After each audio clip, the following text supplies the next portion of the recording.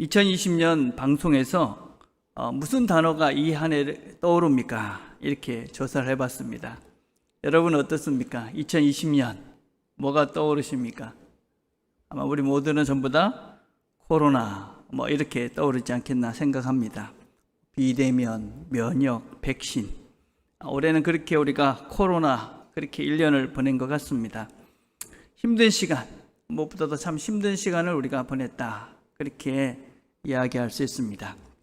그런데 제 기억으로 우리가 이 코로나가 아니더라도 힘들지 않은 해가 언제 있었나?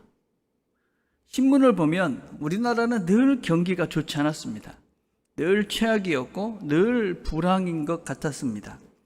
늘 힘들다는 것이 우리의 일상이 아니었나. 누구를 만나도 힘들다, 바쁘다, 없다, 괴롭다, 문제가 많다. 난 괜찮아. 난 잘 지내고 있어. 너무 행복해. 그런 분들은 참 소수였지 않았나 그런 생각을 합니다. 인생이 고해다. 그랬으니까 우리의 삶 자체가 고통이다. 그렇게 말할 수 있을지도 모릅니다. 근데 과연 실제 우리의 삶이 정말 그렇게 고통스러운 시간들만 있었을까? 고통스러운 상태에 우리가 지금 살고 있는가? 저는 1년에 한 번씩은 꼭 우리나라보다 잘 못 사는 나라들을 이렇게 방문을 했습니다. 제가 2004년부터는 거의 매해 캄보디아를 갔습니다.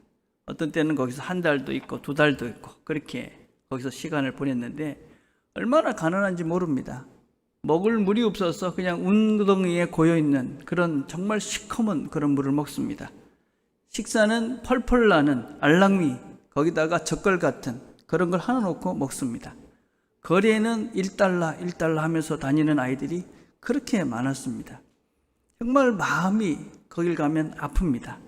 그리고 거기 갔다 이렇게 돌아오는 길에 공항에서 이게 손을 씻으면 그 손 씻는 제가 참 미안하고 어떤 때는 그 물이 그냥 흘러가는 것이 너무나 아깝고 참 마음이 씁쓸하게 그렇게 바라보곤 했습니다. 제가 누리고 사는 것들이 얼마나 넉넉하고 풍성한 것인지 제 마음을 아프게 하면서도 참 감사했었습니다. 캄보디아에 가면 정말 힘듭니다. 늘 갔다 오면 설사를 하고 덥고 더럽고 그런데 감사합니다. 우리의 모든 삶이 하나님의 은혜구나 하는 것을 절실하게 깨닫고 옵니다. 진정한 복, 진정한 행복, 진정한 즐거움이 무엇이냐? 우리가 2020년 마지막 주를 보내면서 다시 한번 우리에게 주어진 은혜가 무언가를 되새겨보면 좋겠습니다. 우리 오늘 읽었던 본문을 조금 쉬운 번역으로 제가 다시 한번 읽어드리겠습니다. 하나님은 모든 것이 제때에 알맞게 일어나도록 만드셨다. 더욱이 하나님은 사람들에게 과거와 미래를 생각하는 감각을 주셨다. 그러나 사람은 하나님이 하신 일을 처음부터 끝까지 다 깨닫지는 못하게 하셨다. 이제 나는 깨닫는다. 기쁘게 사는 것, 살면서 좋은 일을 하는 것, 사람에게 이보다 더 좋은 것이 무엇이랴. 사람이 먹을 수 있고 마실 수 있고 하는 일에 만족을 누릴 수 있다면 이것이야말로 하나님이 주신 선물, 은총이다. 이 한 해를 정리하면서 먼저 우리가 명심해야 될 것이 무엇이냐? 하나님의 때가 있고 그 때에 일어나는 것이 하나님의 뜻이기 때문에 그것이 우리에게 가장 복된 것이다. 하나님이 모든 것이 제때에 알맞게 일어나도록 만드셨다. 이것이 신앙인들이 누리는 가장 큰 복입니다. 우리는 이 한 해를 정리하면서 원하는 것들이 있었고 또 바라는 것들이 있었을 것입니다. 이루신 것들, 원하는 대로 된 것도 있을 것이고 안 된 것도 있을 것입니다. 아마 많은 분들이 원하는 대로 되지 않은 것들이 많았을 가능성이 많은 한 해였습니다. 우리가 힘들다 하는 것은 내가 원하는 대로 이 모든 것들이 안 됐기 때문에 힘들다 그렇지 않나 생각합니다. 그런데 정말 우리가 내가 원하는 대로 되는 것이 정말 좋은 것인지 내가 원하는 대로 안 되는 것이 정말 좋은 것인지 그것은 아무도 모릅니다. 우리는 지금 이 코로나 사태를 겪으면서 참 겸손해지고 있습니다. 우리가 그동안 잘못했구나. 그리고 그동안 우리가 일상 속에서 누렸던 그 많은 것들, 그것이 정말 소중한 것이었구나. 그 당연하게 여겼던 것들이 당연한 것이 아니었구나. 우리가 별것 아니라고 생각했던 그 모든 일들이 정말 좋은 것이었구나. 그것이 복이었구나. 그것이 축복이었구나. 우리는 지금 이 코로나로 힘든 이 상황 속에서 깊은 깨달음을 얻고 있습니다. 무엇이 정말 좋은 것일까요? 하나님이 정하신 그때 이루어지는 그것이 가장 좋은 것이다. 내 때가 아닌 하나님의 때가 있다. 우리가 겸손하게 그 하나님의 때를 기다리는 믿음으로 1년을 마무리해 가시길 바랍니다. 하나님 때에 가장 좋은 것은 그 하나님 그때 일어나는 것이다. 이 믿음이 우리의 삶 속에 복을 누리는 시작점이 될 것입니다. 자, 그런데 성경은 또 우리가 내일에 대해서 생각할 수 있는 능력을 주셨다고 말씀합니다. 더욱이 하나님은 사람들에게 과거와 미래를 생각하는 감각을 주셨다. 그러나 사람은 하나님이 하신 일을 처음부터 끝까지 다 깨닫지는 못하게 하셨다. 그렇죠? 우리 모두가 하는 내일, 분명한 내일이 있지요. 우리 모두는 내일 태양이 뜰 것이다. 그리고 우리는 어느 시점이 되면 이 땅을 떠날 것이다. 그렇게 우리는 분명히 아는 그런 미래가 있습니다. 그런데 다 깨닫지는 못하게 하셨습니다. 그래서 내일 또 해는 뜨지만 어떤 일이 일어날는지는 우리 모두는 알지 못합니다. 인생을 살아가면 살아갈수록 여러분들은 어떤 것들을 깨닫고 계십니까? 나이가 든다. 뭘 여러분들은 좀 더 실감나게 나이듦을 깨달아가고 계십니까? 나이가 들니까 이게 진짜 실제로 이게 뭐가 실제로 이렇게 내가 달라지는구나. 나중에 주보를 한번 읽어보십시오. 주보에 제가 폴 투르니에라는 기독교 정신과 의사신 분이 쓰신 글을 이렇게 적어놨습니다. 그분의 말년에 쓴 책이 노년의 의미다라는 책이 있습니다. 그 책에 보면 두 종류의 노인이 있다 그렇게 이야기합니다. 근데 두 종류가 있는데 중간이 잘 없다고 그럽니다. 대부분은 이렇게 두 종류로 나눠질 수 있는데 어떤 노인이냐면 친절하고 너그러우며 사교적이고 편안하게 보이는 노인들이 있다고 그럽니다. 근데 그 사람들은 자기 주장을 내세우지도 않고 그들을 지켜오며 도와주는 것을 즐거워합니다. 주변 사람들에게 사랑을 받고 도움을 받는 것을 놀라며 감사하게 생각합니다. 여전히 글을 읽고 자기 개발에 힘을 쓰고 조용히 산책하며 모든 것에 관심을 기울이고 누구 말이든지 경청을 합니다. 이런 노인이 있다. 또 반대 노인이 있습니다. 반면에 까다롭고 이기적이며 독선적이어서 혐오스러운 노인들이 있다. 그들은 자신에게 닥친 불행에 불평하며 세상을 비난한다. 찾아가는 사람들에게 더 일찍 오지 않았다고 나무란다. 호의적으로 시작한 대화가 고통스러운 갈등으로 변하기 십상이다. 그런데 이 노인이 어느 부류에 속하느냐는 과거에 의해 결정된다. 노년은 오래전부터 존재했던 성향을 확대해서 보여주는 일종의 돋보기에 불과하다. 그 성향은 나이를 먹어가면서 더욱 강화된다. 우리가 하나님 앞에 서기 전에 우리 모두는 뭘 하게 되냐면 은퇴를 하게 됩니다. 은퇴. 여러분 은퇴를 이제 하게 되는데 은퇴를 할 때 뭘 준비하십니까? 우리가 돈도 준비해야 된다. 건강도 준비해야 된다. 뭘 다 하셔야 되죠. 정말 준비해야 될 게 뭘까요? 우리의 내면, 우리 자신의 인격을 제대로 부드럽고 너그럽고 사교적이고 편안해 보이는 그런 존재로 우리 자신을 만들어가는 것을 먼저 시작하셔야만 합니다. 여러분, 우리가 뭐 돈이 다 있다 할지라도, 건강이 있다 할지라도 괴팍하고 독선적이고 혐오스러운 노인이 된다면 그 삶이 결코 행복할 수가 없는 것이지요. 여러분, 은퇴 기대 여명이다라는 말이 있습니다. 이게 무슨 얘기냐면 은퇴하고 난 다음에 과연 얼마나 더 살게 될까 하는 그것입니다. 옛날에는 이런 말이 없었습니다. 왜냐하면 은퇴하시기 전에 대부분 돌아가시기도 했고 은퇴하자마자 바로 돌아가시는 경우가 대부분이었습니다. 근데 지금은 은퇴하고 보통 이 은퇴 기대 여명이 몇 살쯤 되냐면 25년이 됩니다. 평균이 25년인 거예요. 그러니까 은퇴하고 보통 25년은 더 사신다는 거예요. 근데 이건 뭐 대부분 평균이고 어떤 분들은 30년도 살고 40년도 사십니다. 그렇죠? 그런데 그 분명한 미래, 우리가 은퇴하고 난 다음에 분명히 해야 되는 그 미래가 있는데 뭘 준비하느냐? 뭘 준비하고 계십니까? 미래를 위해서 정말 우리가 준비해야 될 것이 있다. 어떤 사람들은 계획만 세웁니다. 어떤 사람들은 걱정만 합니다. 근심만 하는 것이죠. 왜 근심하고 걱정하느냐면요, 아무것도 하지 않을 때 제일 두렵고 근심 걱정이 많죠. 해야 되는 거죠. 뭘 해야 될까요? 염려하고 근심하지 말고 뭘 해야 되는데 뭘 해야 되느냐? 12절에 이렇게 말합니다. 이제 나는 깨닫는다. 기쁘게 사는 것, 살면서 좋은 일을 하는 것, 사람에게 이보다 더 좋은 것이 무엇이랴. 기뻐하며 좋은 일을 행하며 사는 것입니다.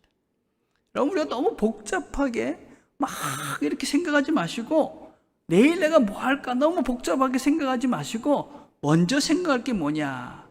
기쁜 일이 무엇인가? 내가 기뻐하는 일을 하라 하는 것입니다. 내가 기뻐하는 일. 여러분 생각을 해보십시오. 내가 기뻐하는 일을 해야 내 성품이 넉넉해지고 즐거워지고 풍성해지죠. 내가 막 괴로운 일을 하는데 그 품성이 어떻게 좋아지겠어요? 내 인기가 어떻게 좋아지겠어요? 그래서 우리는 무엇보다도 내가 정말 기쁘게 즐겁게 이렇게 할 수 있는 일들을 먼저 여러분들이 하셔야 됩니다. 손주 보신다고 힘드시면 너가 가서 봐라 이러셔야 됩니다. 내 죽겠다 이러시고 보시면 안 된다는 거예요. 왜냐하면 그러면 내가 힘드니까 내 품성이 안 만들어지시는 거죠. 예. 여러분, 즐거움 금지 콤플렉스라는 말이 있습니다. 이게 무슨 얘기냐면 특별히 기독교인들 중에는 뭔가 이렇게 즐겁고 기쁜 일을 하면 안 될 것 같은 것 같아요. 자, 우리가 즐거운 일을 하면 뭔가 찝찝해 하는 그런 분들이 계시다는 거예요. 근데 여러분 그렇게 하지 마시길 바래요. 하나님은 우리에게 뭐라고 그래요? 항상 기뻐하라고 말씀하셔야겠죠. 예, 즐거운 일을 하라는 거예요. 하나님 우리 아버지인데 우리 아버지가 내가 그냥 막 괴롭게 사는 걸 원치 않으시지요. 우리 즐겁게 사셔야 돼요. 즐겁게 살아라. 그걸 먼저 하시는 게 미래를 준비하는 첫 번째입니다. 즐거운 일을 찾으십시오. 예. 지난 구정에 저희 교단의 한 목사님이 페이스북에 사진을 하나 올렸습니다.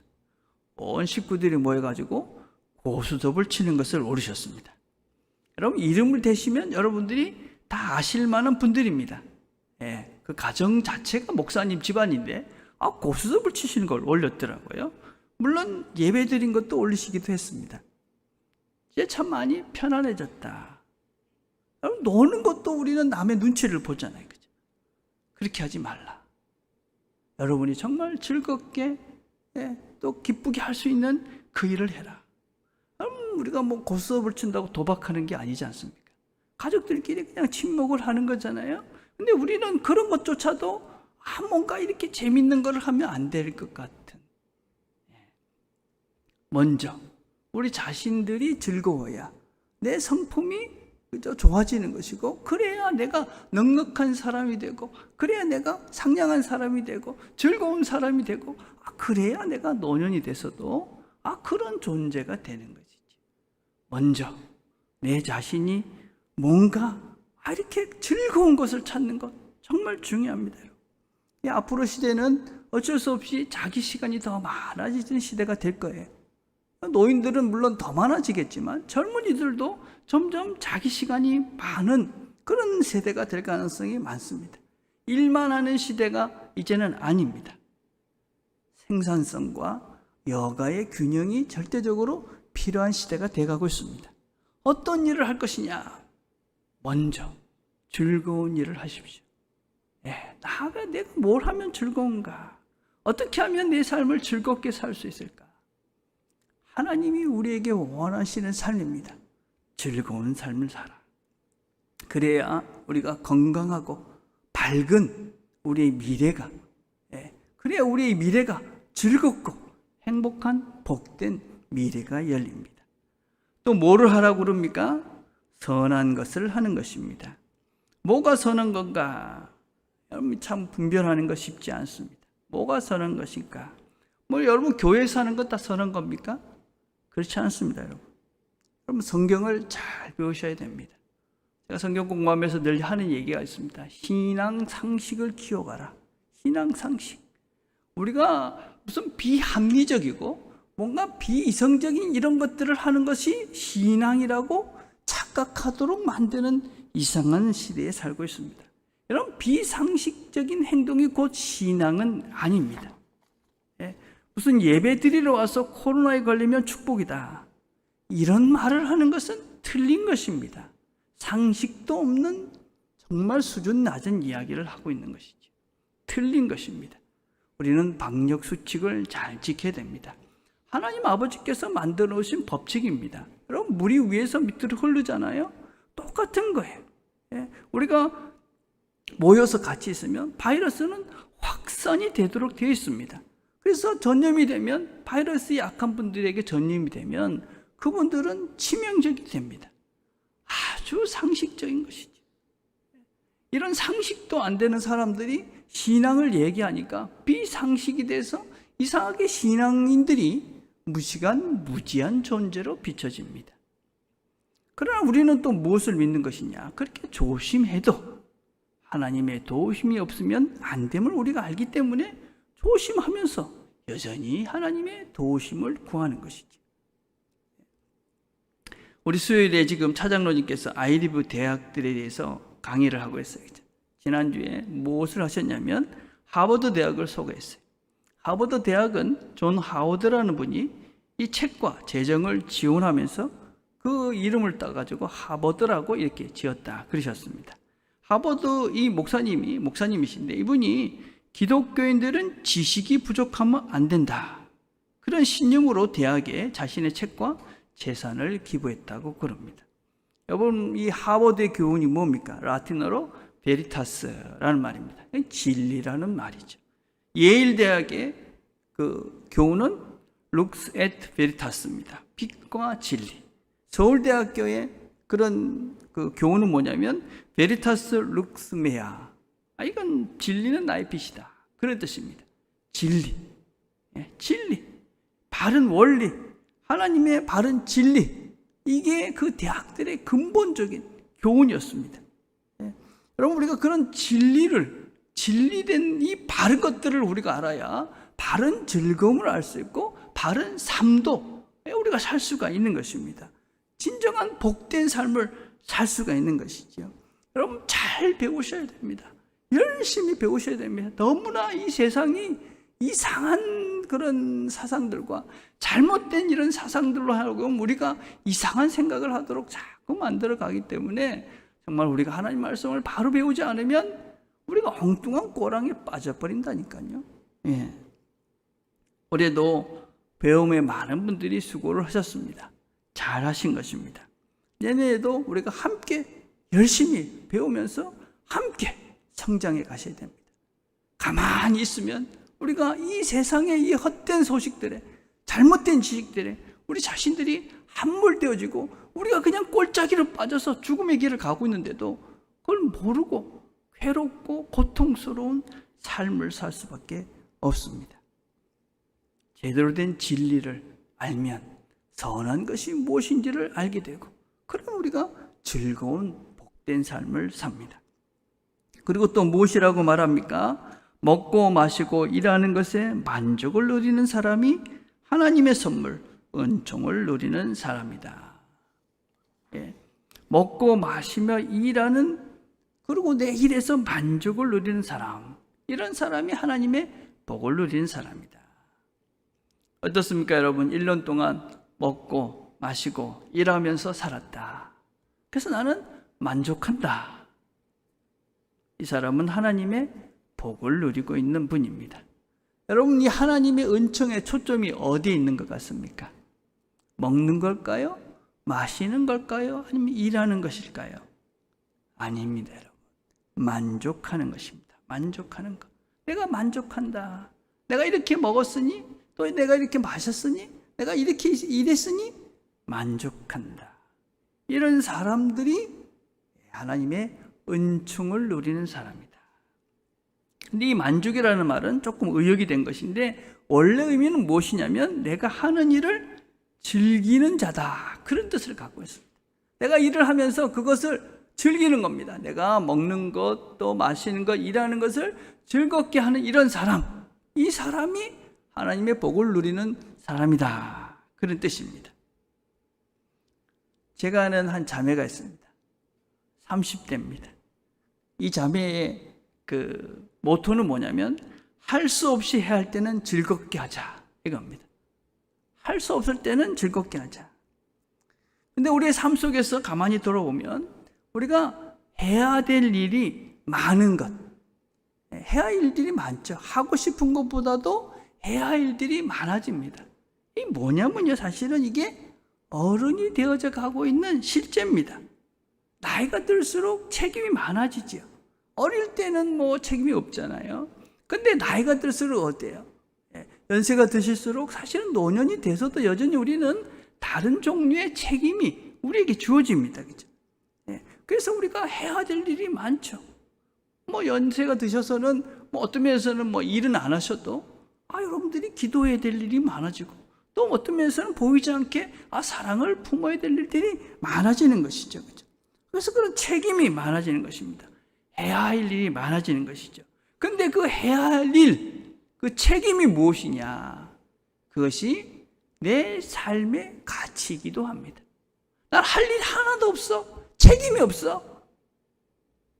그 인생은 어떤 면에서는 별 가치가 없는 것이지요. 그 사람은 별로 의미가 없는 삶을 지금 살고 있는 것입니다. 나는 해야 될 일이 있어. 내가 돌봐야 될 사람들이 있어. 내가 이런 것들을 해야 돼. 그게 어떤 면에서 그 사람의 존재 이유이기도 하고, 그것이 어떤 면에서 그 사람이 삶의 가치를 부여하는 것입니다. 그래서 여러분, 해야 될 일들이 있습니다. 어떻게 해야 될까요? 즐겁게 하는 겁니다. 즐겁게. 해야 될 일인데, 하나님이 주신 일이니, 나한테 맡기신 일이니, 즐겁게 하자. 이게 신앙인인 것입니다. 제가 이 자매한테 참 많은 걸 배웁니다. 즐거운 일을 하십시오. 여러분이 즐거운 일을 먼저 찾으셔서, 이거 하니까 참 좋더라, 그거 하십시오. 그거부터 하시고, 또 해야 되는 일들이 또 주어지잖아요. 그럼 어떻게 해야 됩니까? 즐겁게 하는 겁니다. 즐겁게. 억지로 끌려다니면서 뭐 이러지 마시고 즐겁게. 여러분, 어떤 사람이 내가 하는 일에 이런 만족을 느끼며 즐겁게 할 수 있습니까? 하나님이 제일 좋은 때에, 하나님이 제일 좋은 때, 지금 여기 나한테 이 일이 하나님 나한테 제일 좋은 때에 주신 하나님의 선물이다. 지금 나한테 주어진 일이 바로 하나님이 나한테 제일 좋은 때에 주신 내일이다. 그것에 감사하며 그 일에 최선을 다하는 그 사람이 복받은 사람. 왕으로 모든 것들을 누려봤던 이 솔로몬의 고백이기도 합니다. 먹고 마시고 일하면서 즐겁게 오늘을 살아가는 사람, 그 사람이 바로 하나님의 복을 누리는 사람입니다. 2020년도 하나님께서 우리에게 365일이라는 이 긴 시간을 우리에게 선물로 주셨습니다. 우리 생명을 연장해 주신 것이죠. 얼마나 큰 감사인지 모릅니다. 우리가 먹고 마시고 일할 수 있도록 우리의 시간들을 또 허락해 주셨습니다. 이 선물의 날들, 2020년 우리에게 주신 이 선물의 날들을 감사로 마무리해 가시길 바랍니다. 하나님께서 내년도 우리에게 또 주실 그 날을 기대하시면서 얼마 남지 않는 2020년 감사와 은혜로 마무리해가는 하루가 되시기를 간절히 바라겠습니다. 기도하겠습니다. 하나님 아버지 감사합니다. 오늘 저희들이 또 하나님 말씀을 들었습니다. 1년 동안 우리에게 주신 시간들, 또 많은 것들 감사합니다. 우리에게 주신 이 생명도 감사합니다. 하나님 우리에게 주신 이 모든 것들을 감사함으로 우리가 받고 참된 복을 누려가는 우리 모든 성도들이 되도록 하나님 함께하여 주옵소서. 예수님의 이름으로 기도드립니다. 아멘.